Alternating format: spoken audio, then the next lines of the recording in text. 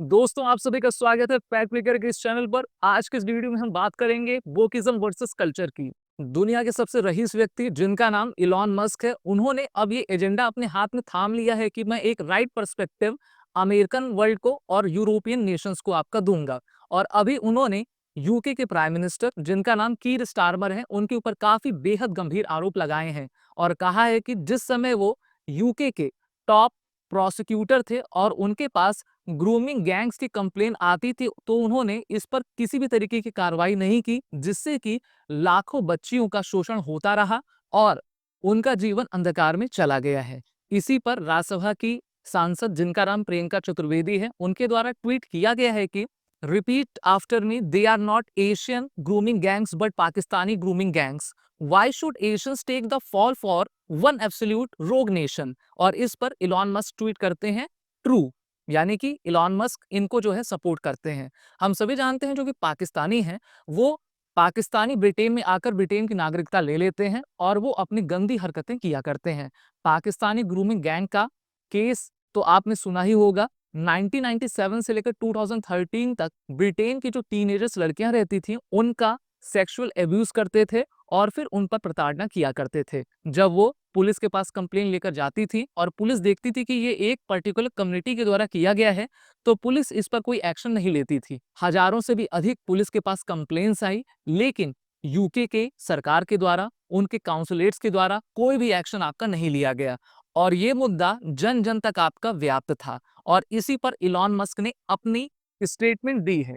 There were, and this I'm simply stating a fact, there were migrant rape gangs Yes. in England that were gangs that would run around and prey on young girls, gang rape them, and some people found that objectionable, which obviously it should be objectionable, and they were upset about that, and so they complained about it online and were sent to prison. That sounds crazy. Elon Musk अभी Trump सरकार में DOGE अर्थात department of government efficiency में है और एक काफी important post इनको डोनाल्ड ट्रम्प के द्वारा दी गई है। और ये लगातार जो है, चाहे कनाडा के प्राइम मिनिस्टर जस्टिन ट्रूडो हो, जर्मनी के farmer vice chancellor Olaf Scholz हो, या फिर यूके के प्राइम मिनिस्टर कीर स्टारमर हो, उन पर हमला करते जा रहे हैं। क्योंकि एक वोकिज्म कल्चर और डीप स्टेट इन सभी देशों और यूरोपियन यूनियन में पूरी तरीके से फैला हुआ है, जो कि अमेरिकन और यूरोप की सोसाइटी को डिस्ट्रॉय करता चला जा रहा है। You know what woke means? It means you're a loser. Everything woke. Everything woke.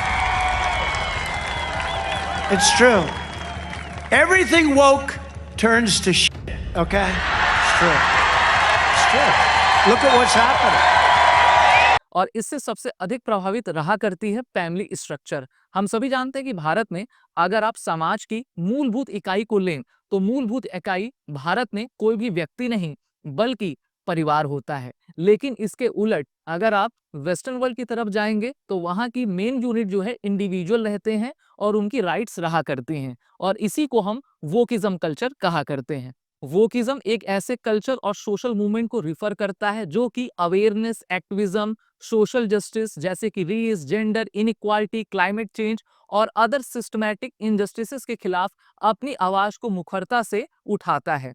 ये वोक शब्द जो है African American vernacular English language से आया हुआ है, जिसका अर्थ होता है कि aware of injustices and discrimination. Meaning और कॉन्सेप्ट तो इसका काफी अच्छा है। अगर हमारे खिलाफ कोई इनजस्टिस होती है या फिर किसी वर्क प्लेस पर हमको डिस्क्रिमिनेट किया जाता है, तो हमें तो अपनी आवाज जरूर उठानी चाहिए। लेकिन वोकिज्म के पीछे कुछ ऐसे लिबरल लेफ्ट विंग के लोग हैं, लिबरल तो हम उनको नहीं कहेंगे, they are the pseudo false liberal, जिनके द्वारा अपने इंटरेस्ट के लिए इस वोकिज्म के एजेंडे को चलाया जाता है। और मेनली उन लोगों के द्वारा जो है टारगेट किया जाता है टीनेजर्स ग्रुप को। हम सभी जानते हैं कि टीनेज में सभी के एनर्जी और हाई ब्लड आपका रहा करता है और वो लगातार मूवमेंट की ओर काफी तेजी से अग्रसर होते हैं। वोकिज्म के बहुत सारे आपके दुष्परिणाम भी हैं, जिसके बारे में हम आज जरूर बात करेंगे। सबसे पहला तो वोकिज्म लाता है कैंसिल कल्चर को।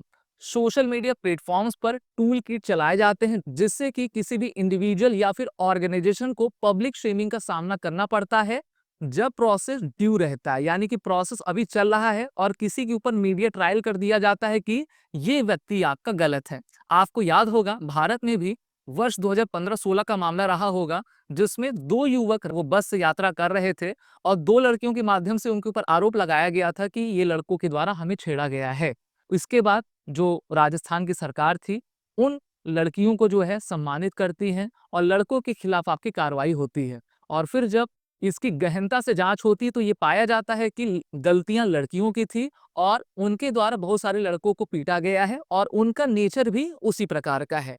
लड़के आर्मी की तैयारी कर रहे थे, उनका आर्मी में सिलेक्शन हो चुका था, लेकिन इस आरोप के बाद और पुलिस एफआईआर के बाद जो है उनकी नौकरी आपकी चली जाती है। तो हम देख सकते हैं इसका किस प्रकार से निगेटिव इम्पैक्ट होता है और ड्यू प्रोसेस में ये व्यवधान आपका डालते हैं, जिससे कि fear of expressing dissenting views leading to censorship और सेल्फ सेंसरशिप की भावना अधिक बढ़ जाती है। दूसरा है पोलराइजेशन। दोस्तों, पोलराइजेशन यानी कि तुष्टीकरण से प्रोग्रेसिव और कंजर्वेटिव्स के बीच में आपकी एक डिवीजन उत्पन्न हो जाता है, जिसको हम वर्च्यू सिग्नलिंग पॉलिटिकल करेक्टनेस कह सकते हैं। और सभी लोग सही बात नहीं कहते, बल्कि डरते हैं कि दूसरा कोई इससे आहत ना हो जाए। जैसे कि भारत में अगर आप देखोगे 2 साल पहले ही नूपुर शर्मा का मामला हुआ था। उन्होंने टीवी डिबेट में कुछ बात कही थी और वो बात जो है दूसरे के उकसावे में कही थी, यानी कि हम कह सकते हैं कि जब भी सामने वाला कहता है तो हम भी कुछ ज्यादा कह जाते हैं। लेकिन इसको तिल का ताड़ बनाया गया और पूरे भारत में इसको एक ऐसा मुद्दा बनाया गया जिससे कि भारत में दंगे की स्थिति उत्पन्न हो गई थी। और उसमें भारत में सर तन से जुदा वाले नारे भी आपके लगे थे और बहुत सारी पॉलिटिकल पार्टीज लोग भी थे जो कि डरने लगे थे किसी का सपोर्ट करने के लिए। तो इसको कहते हैं पॉलिटिकल करेक्टनेस। दोस्तों, वोकिज्म इकोनॉमी पर सबसे ज्यादा इंपैक्ट डालती है। ऐसे बिजनेस पर्सन जो अपने इंटरेस्ट के लिए दूसरे देश के इकोनॉमी पर जो है हमला करते हैं, वो भी वोकिज्म के सीरीज में आ जाता है। जैसे कि भारत में अभी आपने देखा होगा कि हिंडनबर्ग के द्वारा रिपोर्ट्स आपकी प्रकाशित की गई थी और भारत में भी बहुत सारी पॉलिटिकल पार्टीज अडानी ग्रुप को आपका हमला करने लगे कि इनके द्वारा गलत काम किया गया है। इसी प्रकार से 2 से 3 रिपोर्ट उन्होंने प्रकाशित की थी, जिसका खंडन सेबी ने किया था। हिंडनबर्ग जो कि अपने ही देश में बैन है, वो भारत के खिलाफ किस प्रकार से रिपोर्ट जारी कर सकती है, ये भी एक यक्ष प्रश्न रहा करता है। साथ ही साथ आपने वर्ल्ड में बहुत ही बड़े बड़े इन्वायरमेंटलिस्ट को देखा होगा। महज 12 साल 13 साल की उम्र में कोई इतना बड़ा पर्यावरणविद हो जाता है कि वो यूनाइटेड नेशंस क्लाइमेट चेंज पर अपने व्याख्यान देने लगता है। देखिए दोस्तों, उसको पीछे से बैकिंग दी जाती है जिससे कि उसकी आड़ में जो है दूसरे लोग अपना काम करने लगे और उसको एक तरीके से नेशन हीरो बना दिया जाता है। तो ये भी एक वोकिज्म के सबसे बड़े चैलेंज है जिसको हमको जरूर देखना होगा। पिछले 10-15 सालों में आपने ये भी देखा होगा कि LGBTQ+AXYZ पता नहीं कितने अल्फाबेट्स इसके आगे जुड़े हुए हैं और ये भारत के बहुत सारे मेट्रोपॉलिटन सिटी में आपका बढ़ता जा रहा है। इसको लेकर सुप्रीम कोर्ट में भी अभी वाद आपका चल रहा है। तो भारत में 10-15 साल पहले तो LGBTQ जैसा कॉन्सेप्ट नहीं था, लेकिन ये लगातार बढ़ता क्यों जा रहा है? और दुनिया के सबसे रिचेस्ट पर्सन जिनका नाम इलॉन मस्क है, उनका बेटा भी आपका ट्रांसजेंडर बन गया है और इसको लेकर भी इलॉन मस्क काफी आहत हैं, क्योंकि ये परिणाम मेनली वोकिज्म का है। भारत में जितने भी जजेस होते हैं, मेनली उनकी पढ़ाई लिखाई हार्वर्ड, स्टैनफोर्ड यूनिवर्सिटी से आपकी हुआ करती है, जहां पर उसी आइडियोलॉजी से प्रभावित होकर वो भारत में भी आपका जजमेंट दिया करते हैं, जबकि वो नहीं जानते कि भारत की जो सोसाइटी है उसका मेन यूनिट परिवार रहता है। और 90s के दशक से जब से लिबरलाइजेशन, प्राइवेटाइजेशन, ग्लोबलाइजेशन आया था, तब से भारत की सोसाइटी को तोड़ने का प्रयास काफी तेजी से चल रहा है, जिससे कि बिजनेस इंटरेस्ट कुछ लोगों का पूरा हो सके और वो अपनी जेब को भरने के लिए इस प्रकार के नैरेटिव्स लगातार स्प्रेड करते जाते हैं। दोस्तों, हम 21st सेंचुरी में रह रहे हैं और यहाँ पर सोशल मीडिया का अब दौर चल रहा है, जिसमें बहुत सारे प्लेटफॉर्म्स हैं।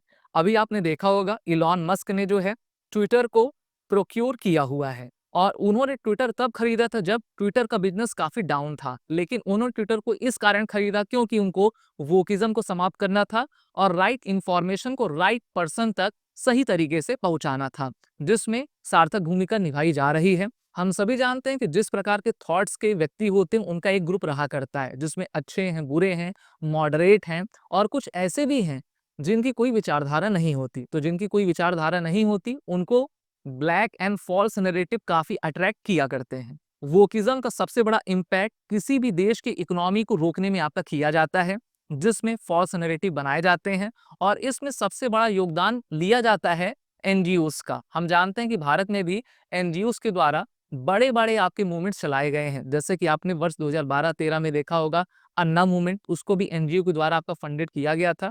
और फिर हमने देखा कि उसी से एक पार्टी का जन्म हुआ जिसको नाम दिया गया आम आदमी पार्टी, जो अभी आपके शराब घोटालों से घिरी हुई थी। तो इस तरीके से विश्व में सरकार बनाना, सरकारों को बिगाड़ना चलता रहता है इनके द्वारा। वोकिज्म कल्चर सबसे अधिक यूके, यूरोप, रशिया के फैमिली कल्चर को डिस्टर्ब कर रहा है। रशिया ने तो यहाँ तक कहा है कि आप अधिक से अधिक जो है बच्चे पैदा करें और सरकार इसमें जो है आपको हेल्प भी करेगी, यानी कि आर्थिक सहायता प्रदान करेगी। वहीं पर नितिन गडकरी ने जब पूछा, यूके के प्राइम मिनिस्टर से पूछा कि सबसे बड़ा डिसएडवांटेज आपकी सोसाइटी का क्या है, तो उनके प्राइम मिनिस्टर के द्वारा कहा गया कि हमारे सोसाइटी में सभी लोग फैमिली प्लानिंग नहीं करते और वो लिविंग रिलेशनशिप में रहा करते हैं, जिससे कि हमारी सोसाइटी का जो बर्थ रेट चार्ट है वो लगातार डिक्लाइन होता जा रहा है।